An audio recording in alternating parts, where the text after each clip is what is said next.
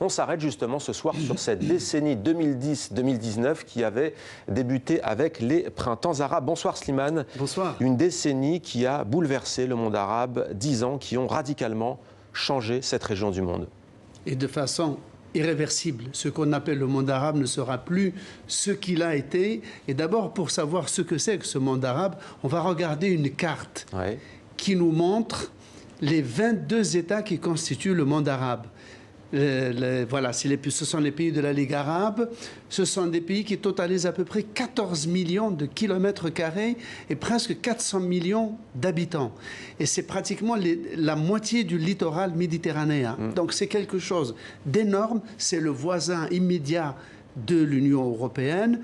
Donc c'est quelque chose qui pèse. Et tout a commencé en Tunisie, Slimane, Tout a commencé en Tunisie en 2011 avec cette révolte qui a renversé le président Ben Ali, et ensuite le feu s'est étendu dans tous les pays arabes. Ça a touché l'Égypte, le cœur démographique et un peu historique, politique du monde arabe, avec la chute du président Moubarak.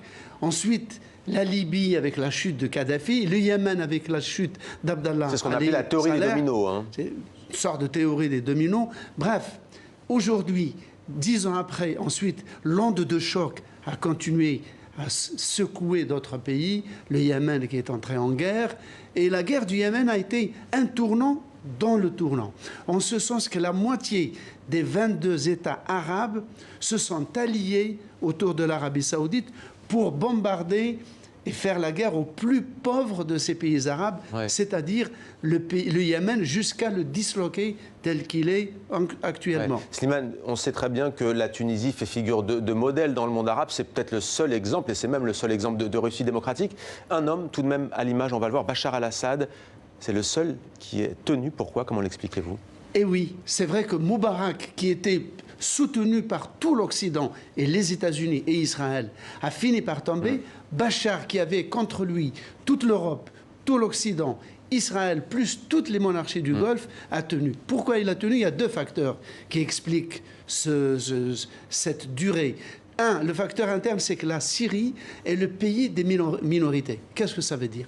Ça veut dire que c'est le seul pays du Moyen-Orient où, si on additionne les minorités non musulmanes sunnites, ces minorités constituent la moitié de la population.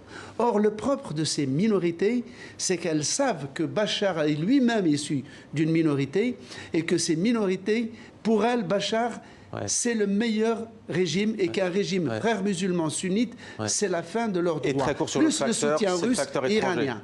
Le facteur étranger qui a pesé avec un conflit mondialisé qui a fait, on le sait, des centaines de milliers de morts et des millions de déplacés et de réfugiés. Merci Slimane pour ce décryptage.